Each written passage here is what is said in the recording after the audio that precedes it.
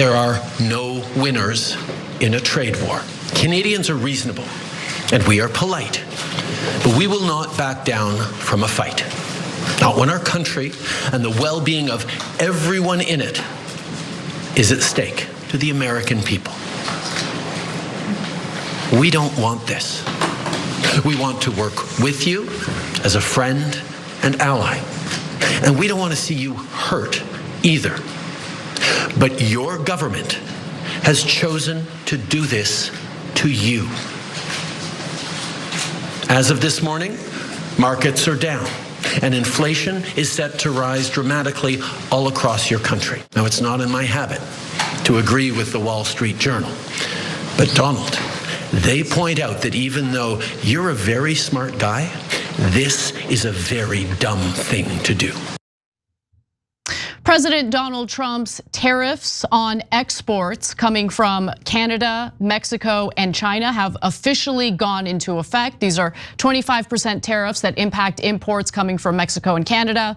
And in addition to that, of course, Trump implemented another 10% tariff on top of the already implemented 10% tariff on Chinese goods. And now they are retaliating with tariffs of their own. But before we get into those details and any harm it might cause to American consumers, here's what Prime Minister Justin Trudeau of Canada explained in regard to his efforts in thwarting this tariff and trade war. Because if you can recall, Trump had threatened Canada with 25% tariffs a month ago. Trump got some concessions from Canada in order to prevent the tariffs. Apparently that didn't work out, and Trudeau doesn't understand why. Take a look. A month ago, as part of an agreement with the United States that paused the tariffs, we made further commitments. We appointed Kevin Brosseau as our fentanyl czar, a man who dedicated his multi-decade career in law enforcement to combating organized crime networks and drug trafficking. We designated 7 drug cartels, sick, evil groups who cynically profit off the pain and suffering of people on both sides of the border, as the terrorist organizations that they are. And just yesterday, we launched a new joint operations partnership supported by a $200 million investment between Canada's security and law enforcement agencies. A partnership that will enhance the coordination of information and intelligence in order to thwart criminal gangs involved in the illegal fentanyl trade. As the US Customs and Border Protection just acknowledged, there was a 97% drop in fentanyl seizures from January compared to December, to a near zero low of less than half an ounce seized in January. I mean, doesn't necessarily mean your efforts worked. I mean, maybe you just failed in seizing the fentanyl. I'm just kidding. No. So look, what he's trying to do here is make clear, look, Trump, we kept our side of the deal. You say that these tariffs are all about, using your leverage to get us to do something about the flow of drugs into your country. Well, I've done something about that. I've even called the cartels terrorists. Why aren't you keeping up with your side of the deal? Why are you implementing or imposing 25% tariffs on Canadian goods coming into the United States? And so before I get to his statements about what Canada is doing to the United States in response, Cenk, what are your thoughts so far? Yeah, so I want to tell folks in a minute why we're doing this, because Trudeau's right. It's totally nonsensical. And in fact, we gave Trump credit for pressuring Canada and Mexico to do something about fentanyl in his first, what we thought was a bluff on the tariffs, and it kind of worked. And since we're the fairest show in America, we're like, hey, look, they're doing something about fentanyl, and they did it. And then he imposed the tariffs anyway. So I think that there's a reason why. But I also want to give voice to our audience. America Needs a Reboot is very upset with Trudeau, saying Trudeau's a huge liar. He said Trump's a smart guy. Hey, I'm just here to share what the American people are saying, that's all. All right, well, now I wanna go to Trudeau's statements in regard to what type of tariffs are now going to be implemented against US imports into Canada. Take a look. At the moment, The US tariffs came into effect in the early hours of this morning, and so did the Canadian response. Canada will be implementing 25% tariffs against $155 billion worth of American goods, starting with tariffs on $30 billion worth of goods immediately, and tariffs on the remaining $125 billion of American products in 21 days' time. Should these tariffs not cease, we are in active and ongoing discussions with provinces and territories to pursue several non-tariff measures. Measures which will demonstrate that there are no winners in a trade war.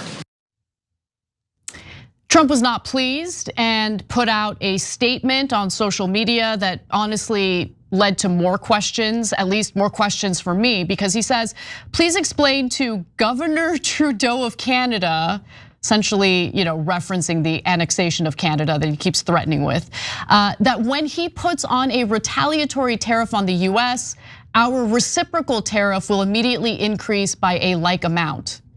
So does that mean we're now going to impose 50% tariffs on Canadian goods coming into the United States? I don't know. There's been no clarity on that so far, but that's where we stand right now with Canada. So again, I'm gonna go to one of the viewers. This time it's a YouTube member. I hit the join button below to be part of the show. Jonathan Boris Johnny wrote in, Trudeau and Trump are unpopular in Canada. Standing up to Trump might actually give him a big lift in popularity, already has started. And the reason I'm reading that, Jonathan took the words right out of my mouth. I thought, if this keeps going, Trudeau might stay. Right? Because he was leaving because he was so unpopular, but Trump is accidentally making him popular. And there's a layup for Trudeau, because a lot of people are nervous, like Zelensky and others. Yeah, but if I poke the bear, as justifiable as it is and as frustrating as it is to deal with Trump, there might be consequences, and I'm not sure I want to deal with the consequences. But what Trump has done here is said to Canada, I don't care what you do, I'm going to give you this 25% tariff anyway. You did exactly what I asked you to do. Now less than 1% of the fentanyl in the country comes in from Canada. I think, so what else is there left to do? So the Canadians are logically going, well, then F you too. And so since there's nothing we could do to avoid it, then we're gonna fight back, because there's nowhere left to go. And so now he's forcing them into a corner that they're trying to fight out of. Of course they're gonna do tariffs. And then Trump is now saying, oh yeah, I'm gonna do double the tariffs, or whatever the hell he's saying with that reciprocal comment. Well, if that's true, then they're gonna double their tariffs. And that is how trade wars get totally and utterly out of control. So there's now tons of people in the car industry going, what are we doing? What are we doing? One executive said that the cars might now be on average $20,000 more. How is this fighting inflation? So look, it's one thing when you're trying to get something specific, and it's another, and also, or trying to get reciprocal tariffs in the first place. But it's another thing to do what Trump is doing here. I'm not trying to get anything out of Canada. I already got what I wanted. And it's not reciprocal. I'm putting a massive tariff on you that you didn't have on me. Yeah. That makes no sense at all. And that's why the stock market is crashing. And I don't know how much Trump can withstand the stock market going down this much. So his bluffs are being called in real time now. I gotta say though, Trump is unwittingly helping the rad libs who hate cars and want everyone to take public transportation, even in cities where public transportation isn't really efficient and isn't even available in large parts of the city. So I guess congratulations, car-hating rad libs. I don't know, we'll see. We'll see how this plays out, but let's go to Mexico now, because Gloria Sheinbaum, the president of Mexico, has stated that there will be retaliation, although we don't know what that retaliation is gonna look like quite yet. Apparently, she is meeting with officials in her government, and they're coming up with a plan that will be announced during the weekend, I believe on Sunday. But China also was hit with additional 10% tariffs, and that again is in addition to the 10% tariffs that Trump had imposed last month. And so China has decided to impose additional tariffs on US goods entering their country, namely 15% tariffs on US chicken, wheat, corn, and cotton products, 10% tariffs on American soybeans, pork, beef, seafood, fruits and veggies, and dairy products as well. And so this is going to certainly cause some harm to American farmers. So there's a lot of concern about how they will be made whole, if made whole at all. During the previous Trump term, he used the revenue that the United States had collected from Chinese tariffs or tariffs on Chinese goods to subsidize American farmers. It remains to be seen whether that would be the case this time around. In addition, though, China's Commerce Ministry added more than 24 American companies to their export control and corporate blacklists. The ministry added 15 American companies to an export control list, including Silicon Valley drone maker Skydio, as well as Andreessen Horowitz-backed artificial intelligence startup Shield AI, which makes AI-powered systems for drones. Sorry, Andreessen, I'm sure that hurts. Now there's a total of 25 American companies added to China's export control list when you consider the previous companies that they had placed on such list. But 14 of the 25 American firms added to the export control and entity lists on Tuesday were already sanctioned by China's Ministry of Foreign Affairs last year. A move the ministry said was linked to the US agreeing to sell arms to Taiwan. Now I give you that detail because it's important to note that China's really retaliating in a very calculated and measured way, right? So they're listing these US companies that they're kind of blacklisting. But at the same time, they had already blacklisted a lot of these companies, right? For other reasons, having to do with the US government supplying Taiwan with some weapons. Now, China also opened an investigation into the sale of certain optical fiber products by US manufacturers. And China says that it has also filed a lawsuit with the World Trade Organization against the United States over these new tariffs. Analysts argue again that this is actually a super measured response from China because the tariffs will not impact all American imports across the board. But this news will hurt American farmers again. So China was the United States' third largest destination for agricultural exports last year, totaling about $24.7 billion in value, according to the US Department of Agriculture data. It is by far the US's largest buyer of soybeans, purchasing about $12.8 billion in 2024, according to the USDA. So that's where we stand right now. Things are definitely interesting. I think these countries are just curious, like, what do you want from us, Trump? Like, communicate to us what you would like in exchange so we don't have to engage in a trade war. And that's really unclear, right? I mean, they made concessions to Trump when it came to fentanyl. Apparently Trump is dissatisfied, but he's not really giving us any specificity as to why he's dissatisfied. Yeah, I want to get to why they're actually doing this in one sec. Members and viewers tonight are on fire. Michael Catalano on Super Chat said, if Canada wants to win this trade war, they should refuse to sell any lithium to Tesla. That would change Elon's tune real quick. I love that as an idea, just to experiment. If Canada said that, I'd be super curious if the tariffs got pulled in a couple of days or a week. Right, so I like that idea a lot. Anyways, now somebody pointed out John's theory for why this is happening. John Idaho, of course, is the host of Damage Report. Check that out on YouTube as well or on TYT.com. Dragon said, I'm with Johnny Pie. It's all a stock market fix.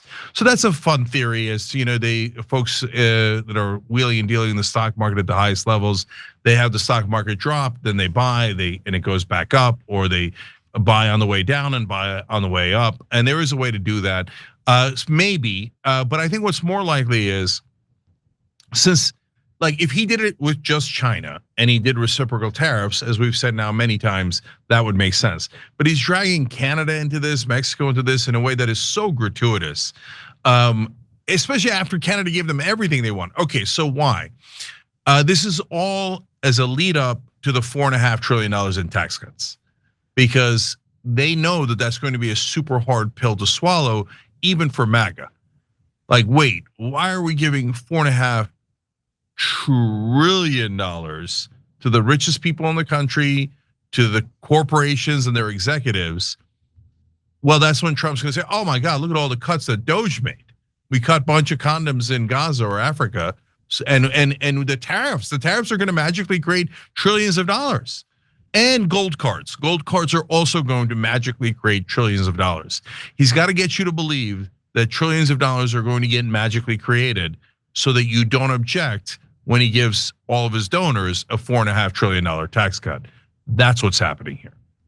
Yeah, and in fact, in previous interviews and on the campaign trail, Trump was like, he put his trade policies together with tax cuts, essentially arguing we can cut taxes and have the federal government raise revenue through tariffs.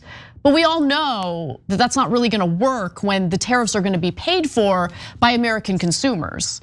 And so, look, we'll see how this plays out, but I don't think your theory is a crazy one. I think there's actually a lot of merit to it. I had another theory, which is that they're a runaway freight train, totally reckless. And that is also what's happening here.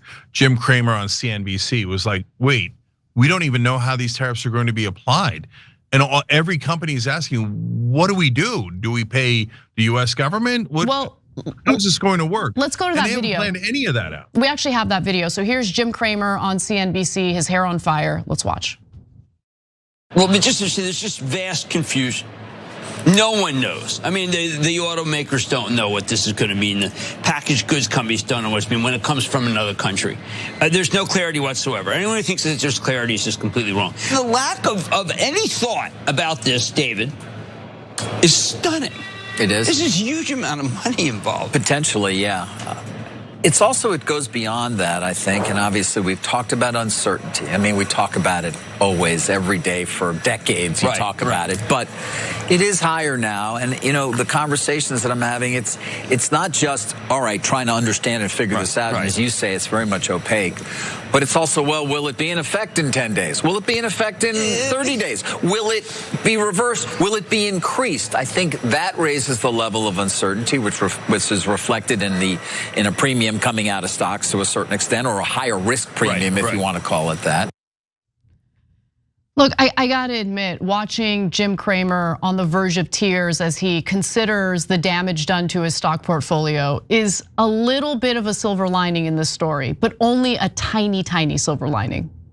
Yeah, and remember, so yeah, they're talking about tariffs a little bit, but their main point is no one has any idea what this Trump administration is doing because they don't know. They won't put out guidance on how do we even do the tariffs? Who do we pay? Like, that's because they're a runaway freight train, totally reckless, or they don't know exactly what they're doing. They're going with the Elon method. This comes from Silicon Valley. Move fast and break things. That might work on X. I'm not even sure it works there, but it certainly is not going to work with the US government. And the stock market absolutely crashing at this point is proof that you can't move fast and break things at the national level and not have consequences for all of the rest of us. Every time you ring the bell below, an angel gets his wings. Totally not true, but it does keep you updated on our live shows. Every time you ring the bell below, an angel gets his wings. Totally not true, but it does keep you updated on our live shows.